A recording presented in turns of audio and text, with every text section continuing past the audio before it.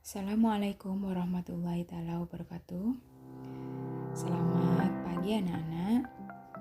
Pertemuan hari ini merupakan pertemuan keempat untuk mata kuliah statistik 1. Pada kesempatan hari ini kalian akan mempelajari tentang yang pertama, penyajian data.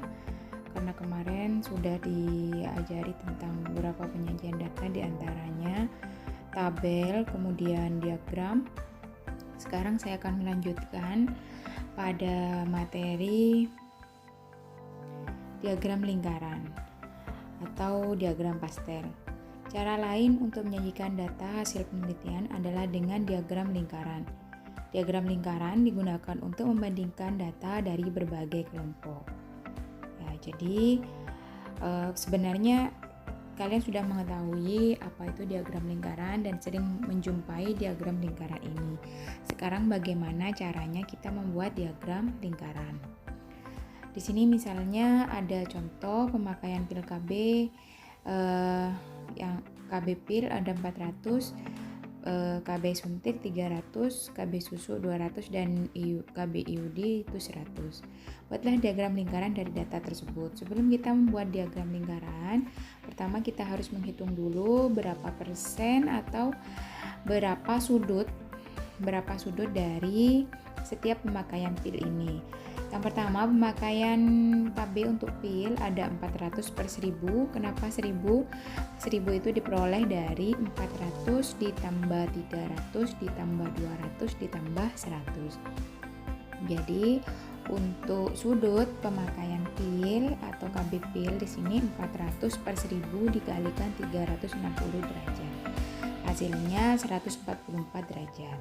Dan untuk pemakaian KB suntik yaitu 300 per 1000 dikalikan 360 derajat. Hasilnya adalah 108 derajat. Dan untuk pemakaian susu di sini 200 per 1000 dikalikan 360 derajat sama dengan 72 derajat. Begitu juga dengan IUD. Pemakaian IUD berarti 100 per 1000 dikalikan 360 sehingga diperoleh 36 derajat. Nah, di antara itu kemudian kita membuat diagram pastel itu menggunakan busur derajat. Jadi, mengapa kita menggunakan busur derajat? Karena di sini kita menggambarkan persentase penggunaan KB itu berdasarkan sudut yang sudah kita hitung sebelumnya. Apakah kalian masih ingat cara mengukur sudut? Ya, tentunya saya yakin kalian masih ingat.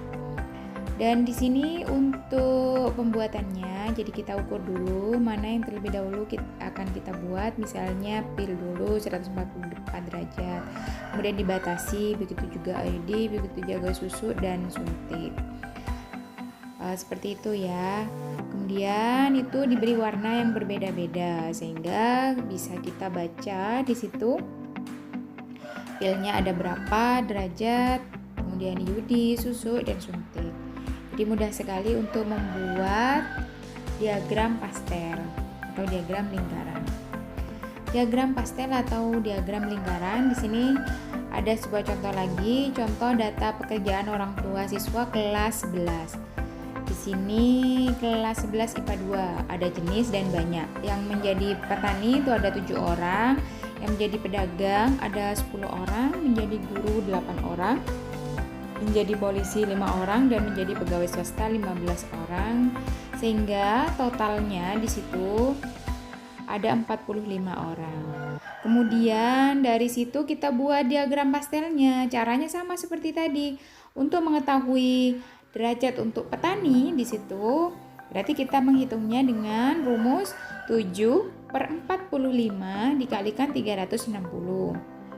Hasilnya 56. Begitu juga dengan pedagang. Pedagang itu berarti 10 per 45 dikalikan 360. Begitu seterusnya sehingga diperoleh grafik 2 atau diagram 2.6. Setelah mempelajari diagram lingkaran atau diagram pastel, di sini kalian akan belajar tentang diagram lambang atau simbol atau piktogram. Yang namanya lambang, diagram lambang atau simbol berarti semuanya itu diwakili dengan data itu diwakili dengan lambang ataupun simbol. Diagram lambang adalah penyajian data dalam bentuk gambar-gambar yang mewakili nilai-nilai tertentu. Gambar-gambar yang digunakan biasanya adalah gambar-gambar yang relevan dengan permasalahan. Diagram lambang sering dipakai untuk mendapatkan gambaran kasar sesuatu hal dan sebagai alat visual bagi orang awam. Setiap satuan tertentu dibuat sebuah simbol sesuai dengan macam datanya. Jadi kalau misalnya kita buat menggambarkan orang ya, jadi kita melukiskannya dengan atau menggambarkannya dengan membuat orang-orangan. Boleh juga misalnya kita menghitung jumlah buah, berarti gambar yang kita sajikan ya berarti gambar buah seperti itu. Nah, di sini ada grafik 2.7 jumlah pendonor darah bulan Maret tahun 2019. Di sini golongan darah O ada 80, itu diwakili kotak-kotak ya. Kemudian golongan darah A itu 50, golongan darah B itu 60, golongan darah AB itu 40. Dengan keterangan satu kotak itu menyatakan 10 orang. Contoh selanjutnya, diketahui data jumlah kepala keluarga di RT 012 pada tahun 2012 yaitu RT 1, RT 01 ada 38, di RT 02 ada 34, di RT 03 ada 32, RT 04 ada 26. Sehingga jumlah kepala keluarga ini maksudnya RW ya. Jumlah kepala keluarga di RW 012 tahun 2012 adalah tuh seperti itu. Jadi satu gambar itu mewakili 10 orang. Jadi tangannya misalnya dihargai 2 atau gimana. Nah, ini menggambarkan perwakilan atau penyajian data dari data sebelumnya. Oke, mungkin itu saja materi untuk diagram, dan saya akan melanjutkan materinya pada materi selanjutnya. Silakan perhatikan ya video berikut.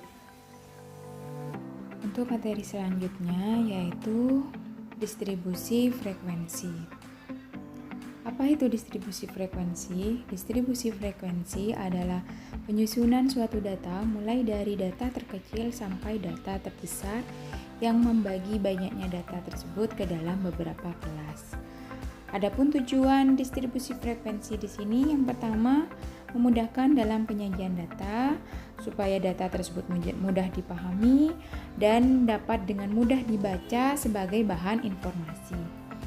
Kemudian yang kedua yaitu memudahkan dalam menganalisis atau menghitung data, membuat tabel dan grafik. Distribusi frekuensi dapat dibedakan ke dalam dua macam, yaitu distribusi frekuensi tunggal atau distribusi tunggal dan distribusi frekuensi berkelompok atau distribusi berkelompok. Distribusi tunggal ini hanya menampilkan urutan skor tunggal atau individu, sedangkan distribusi kelompok ini nantinya akan menampilkan interval skor. Jadi tiap kelasnya itu ada interval-intervalnya untuk setiap kelas. Distribusi frekuensi dapat dinyatakan dalam bentuk tabel distribusi frekuensi ataupun grafik distribusi frekuensi.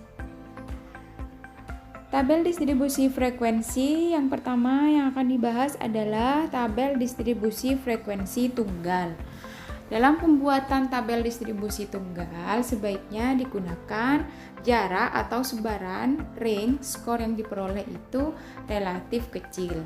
Misalnya 5 atau misalnya 15 atau kurang dari 15. Rentang di sini adalah selisih dari skor tertinggi dengan skor terendah atau data tertinggi dikurangi data terendah.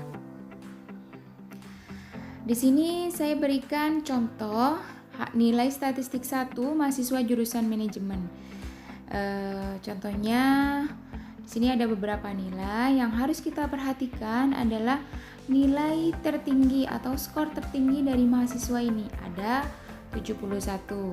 Sedangkan skor terendah atau nilai terendah yang diperoleh oleh mahasiswa adalah 59. Sehingga rentangnya adalah 71 dikurangi 59, hasilnya 12.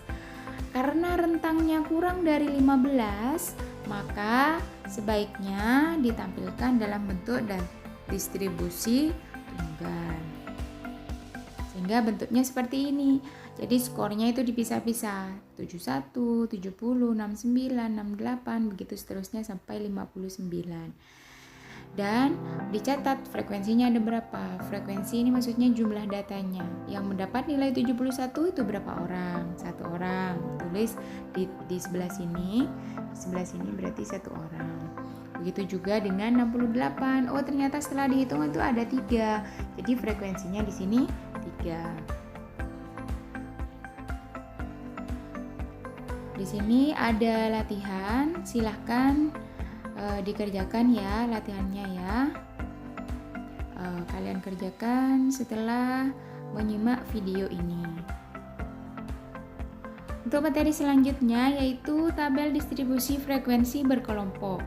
Pembuatan tabel distribusi berkelompok sebaiknya digunakan jika sebaran atau rentangnya yang diperoleh itu relatif tinggi, misalnya lebih dari 15.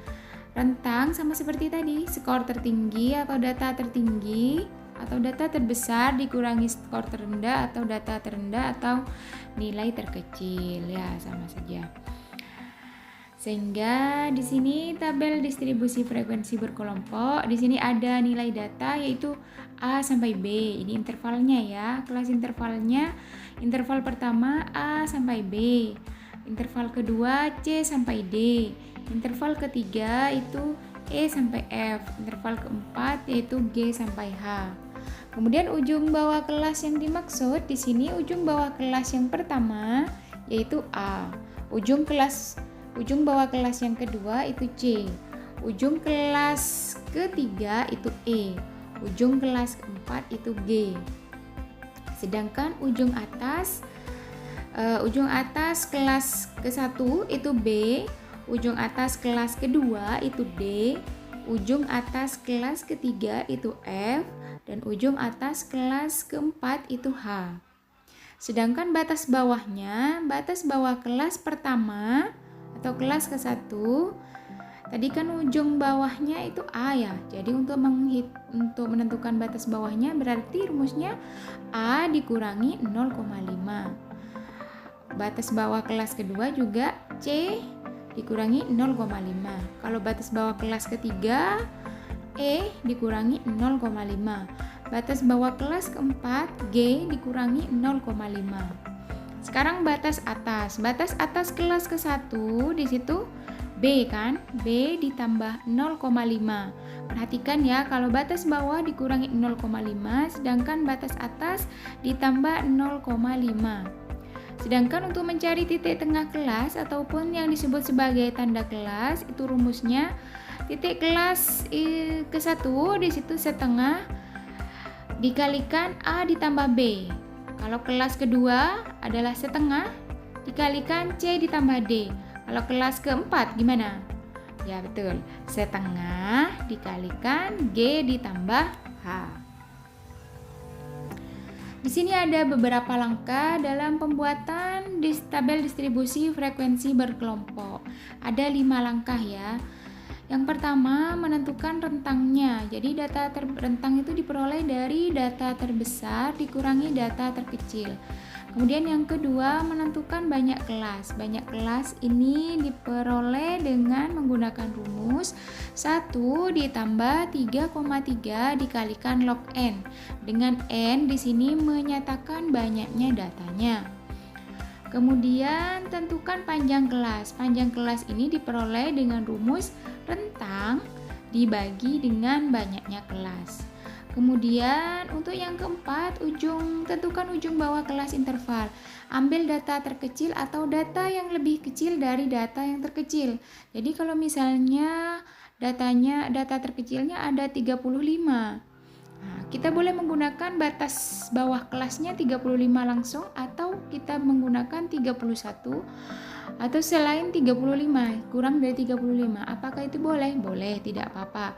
Asalkan semua data yang ditunjukkan dalam soal itu tercover dalam kelas-kelas atau interval-interval yang ada. Untuk langkah selanjutnya, masukkan data ke dalam interval kelas. Nah, di sini saya sediakan contoh, mungkin gambarnya kurang jelas ya. Nanti diperhatikan gambar-gambar ini atau contoh soal ini sambil lalu diperhatikan di file PDF yang saya kirim. Ya, jadi cara membuatnya kita tentukan dulu mana yang data-datanya ya, seperti itu ya. Data yang paling kecil, data yang paling besar. Jadi garis-garis ini digunakan untuk menghitung jumlahnya, sehingga sesuai dengan langkah yang tadi kita peroleh yang pertama untuk menentukan rentang. Rentang di situ adalah data terbesar dikurangi data terkecil. Data terbesarnya adalah 99, data terkecilnya 35, sehingga rentangnya adalah 64. Untuk menentukan banyak kelas, kita menggunakan rumus 1 ditambah 3,3 dikalikan log n. Karena tadi jumlah datanya ada 75, maka rumusnya adalah 1 ditambah 3,3 dikalikan log 75. Untuk log 75, kalian bisa mencarinya di kalkulator ya, menggunakan kalkulator ilmiah. Jadi kita cari dulu log 75, kemudian dikalikan 3,3, kemudian hasilnya ditambah 1. Nah, untuk contoh soal yang barusan diperoleh nilai banyaknya kelas di situ 7,19. Nah, banyaknya kelas ini bisa kita memilihnya 7 atau 8. Kebetulan di sini yang dipilih adalah 7.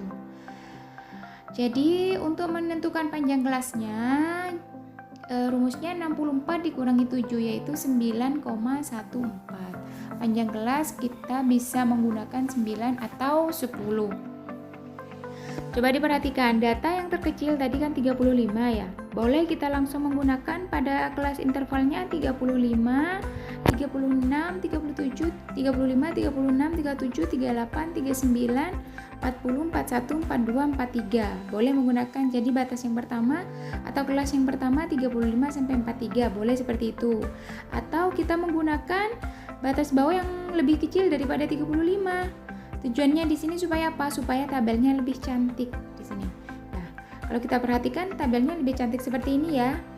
Jadi kita mulai dari 31, 32, 33, 34, 35, 36, 37, 38, 39, 40. Jadi kita gunakan panjang kelasnya 10 di sini. Nah, untuk mengisi frekuensi kita gunakan cara seperti tadi ya, dicoret-coret ya. Jadi kita hitung untuk nilai antara 31 sampai 40 itu frekuensinya ada berapa. Setelah kita menghitung semuanya, kita jumlahkan di bawahnya apakah benar datanya sudah 75. Kalau kurang dari 75 berarti untuk pendataannya kalian ada yang salah berarti ya. Jadi diulang lagi seperti itu. Beginilah cara membuat daftar distribusi frekuensi. Nah, sekarang di sini saya berikan latihan soal. Di sini ada data mata kuliah statistik untuk program S1 manajemen. Susunlah data dalam tabel distribusi frekuensi. Nah, silakan kalian kerjakan dua latihan soal ini. Soal yang pertama tadi ya, kemudian soal yang kedua ini. Dan tugasnya ini ditulis di kertas, kemudian dikumpulkan ke saya. Oke, sekian materi pada pagi hari ini. Semoga apa yang saya sampaikan dapat bermanfaat. Kita ketemu lagi minggu depan, insya Allah dengan materi yang berbeda. Saya akhiri, assalamualaikum warahmatullahi wabarakatuh.